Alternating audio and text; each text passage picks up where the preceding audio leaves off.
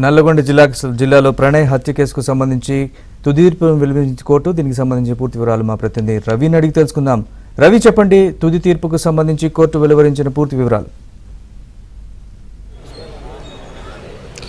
నరేష్, 2018లో జరిగినటువంటి ప్రణయ్ హత్య కేసుకు సంబంధించి నల్గొండ SC/ST సెషన్స్ 2వ అదనపు జిల్లా కోర్టు అయితే తుది తీర్పు వెలువరించింది. ఏదైతే ఈ కేసులో నేరస్తులుగా ఉన్నటువంటి 8 మంది నిందితులకు 7గురికి యావజ్జీవ కఠిన కారాగార శిక్ష, A2 సుభాష్ శర్మ కుమార్కు ఉరిశిక్ష విధిస్తూ తీర్పునైతే ఇచ్చింది. మొత్తంగా చూసుకుంటే గత 7 ఏళ్ల పాటు జరిగినటువంటి ఈ కేసుకు సంబంధించినటువంటి కేసులో అత్యంత కీలకంగా అప్పటి SP, ఈ ప్రస్తుత హైడ్రా కమిషనర్ AV రంగనాథ్ చేసిన పనితీరుతో ఈ నేరస్తులు ఎట్టి పరిస్థితుల్లో తప్పించుకోకుండా వారికి శిక్ష అయితే పడినటువంటి పరిస్థితి అయితే ఉంది. మనం చూసుకోవచ్చు, కోర్టులో ఆ శిక్ష పడినటువంటి నిందితులను తరలించేటటువంటి ప్రక్రియ అయితే కొనసాగుతూ ఉంది. కొద్దిసేపటి క్రితం హత్యకు గురైనటువంటి ప్రణయ్ తండ్రి బాలస్వామి మాట్లాడడం జరిగింది. తన కుమారుని హత్య కేసులో జరిగినటువంటి తీరు తమకు న్యాయం జరిగిందని చెప్పేసి కన్నీటి పర్యంతమైనటువంటి పరిస్థితి అయితే ఉంది.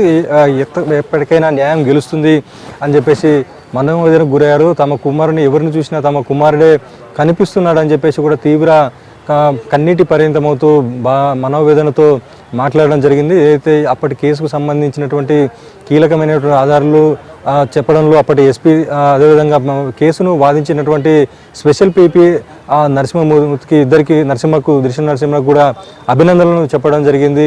తమ ఎవరైతే కులాంతర వివాహం చేసుకున్న నేపథ్యంలో సుపారీ గ్యాంగు ఇలాంటివి చేసిన వారికి ఇది ఒక కనువిప్పులాగా అవుతుంది తప్ప ఎప్పటికీ ఎవరు చంపుకోకూడదని చెప్పేసి ఆయన కన్నీటి పర్యంతమైన పరిస్థితి ఉంది. ఏదైతే కేసులో సాక్ష్యం చెప్పినటువంటి తాను తమ కుటుంబ సభ్యులను ఏదైతే మనవడిని చూసుకోవాల్సిన బాధ్యత ఉందని చెప్పేసి అయితే మనోవేదనకు గురైనటువంటి ఆ దృశ్యాలు అయితే మనం చూసాము. మొత్తంగా ఈ అమృత ప్రణయ్ హత్య కేసుకు సంబంధించి తుది తీర్పు వెలువడిన నేపథ్యంలో ఇటు ఉమ్మడి నల్గొండ జిల్లా వ్యాప్తంగాతో పాటు ఇటు సూర్యాపేటతో కూడా ఏదైతే ఇటీవల జరిగినటువంటి బాలబంటి హత్యకు సంబంధించినటువంటి కేసులో కూడా న్యాయం జరగాలని చెప్పేసి కూడా డిమాండ్ వ్యక్తమవుతుంది. మొత్తంగా ప్రజా సంఘాలు కూడా ఈ కేసులో వెలువరించినటువంటి తుది తీర్పును గౌరవిస్తూ చట్టం నుంచి ఎవరు తప్పించుకోలేరు, నేరస్తులను ఎవరు కూడా ప్రలోభాలు గురి చేసినప్పటికీ కూడా వారిని ఎవరు కాపాడలేరు అన్న మెసేజ్ అయితే ఇవ్వడం జరిగింది. ఇటు కుల సంఘాలు కూడా ఈ కేసులో ఇచ్చినటువంటి తీర్పును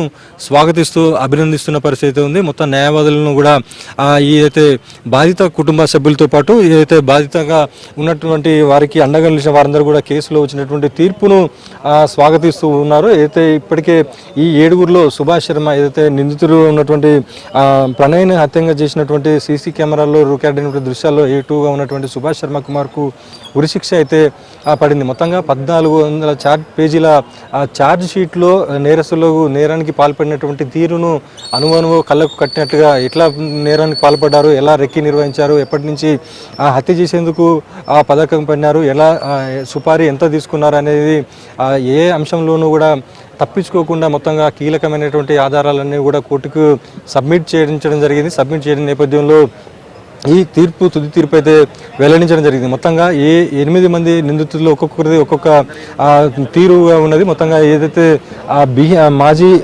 గుజరాత్ మాజీ హోంమంత్రి అరుణ్ పైన హత్య కేసులో ఉన్నటువంటి అస్గర్ అలీని సబర్మతి జైలు నుంచి ఉదయం నల్గొండ కోర్టుకు తుది తీర్పు నేపథ్యంలో ఇక్కడికి తీసుకురావడం జరిగింది. ఇప్పటికే కేసుకు సంబంధించినటువంటి తుది తీర్పు ఫైనల్ జడ్జిమెంట్ రావడంతో శిక్ష పడిన వారందరూ కూడా ఇక్కడ నల్గొండ సబ్ జైలుకు తరలించే అవకాశం ఉంది. ఏదైతే A3గా ఉన్నటువంటి అస్గర్ అలీని సబర్మతి జైలుకు తరలించే అవకాశం ఉంది. ఇప్పటికే ఏదైతే శిక్ష పడినటువంటి అమృత బాబాయ్ A6గా ఉన్నటువంటి శ్రవణ్ కుమార్కి సంబంధించినటువంటి కుటుంబ సభ్యులైతే ఇక్కడ కోర్టు ప్రాంగణంలో తీవ్ర మనోవేదనకు గురయ్యారు. తమ తండ్రి అన్యాయంగా ఈ కేసులో శిక్ష పడిందని చెప్పేసి కూతురు మనోవేదనతో కన్నింటి పర్యంతమైనటువంటి పరిస్థితి అయితే కోర్టు ప్రాంగణంలో కనిపించింది. మొత్తంగా ఈ కోర్టుకు సంబంధించినటువంటి ఫైనల్ జడ్జిమెంట్ నేపథ్యంలో ఇటు పోలీసులు కూడా భారీ బందోబస్తు ఏర్పాటు చేశారు. కోర్టుకు వచ్చేటటువంటి పలు కేసుల విషయంలో వచ్చేటటువంటి వారందరినీ కూడా ఆచితూచి భారీ బందోబస్తు నడుమ లోపలికి పంపించడం జరిగింది. ఇప్పటికే ప్రజా సంఘాలు పెద్ద ఎత్తున కోర్టు ప్రాంగణం వరకు చేరుకోవడంతో వారందరూ కూడా బయటికి పంపించడం జరిగింది. కొద్దిసేపటి తర్వాత ఏదైతే శిక్ష పడిన వీరందరినీ కూడా ఒక ప్రత్యేకమైనటువంటి ఆ బస్సులో వీరందరినీ కూడా నల్గొండ సబ్ జైలుకి అయితే తరలించే అవకాశం ఉంది. A3గా ఉన్నటువంటి అస్గర్ అలీని సబర్మతి జైలుకి అయితే తరలించే అవకాశం ఉంది. మొత్తంగా ఈ కేసు సంబంధించి 7 ఏళ్ల పాటు సాగినటువంటి కులాంతర వివాహం నేపథ్యంలో జరిగినటువంటి సుపారీ గ్యాంగ్ సంబంధించినటువంటి హత్య కేసులో వెలువడినటువంటి తీర్పు ప్రస్తుత సమాజంలో అందరూ కూడా గుర్తుంచుకోవాల్సిన అంశంగా ఇటు న్యాయవాదులు కావచ్చు, ఏదైతే బాధిత కుటుంబ సభ్యులు కూడా చెప్తున్న పరిస్థితి ఉంది. మరోపక్క ఎవరైనా ఇలాంటి వివాహాలు చేసుకుంటే కనీసం మాట్లాడుకోవాలి, కానీ ఈ హత్యలకు పాల్పడి నిండు జీవితాలను ఆగం చేసుకోవడంతో పాటు కుటుంబాలు విచ్ఛిన్నం చేసుకుంటూ చిన్న భిన్నంగా అయినటువంటి తీరును కూడా ప్రతి ఒక్కరు కూడా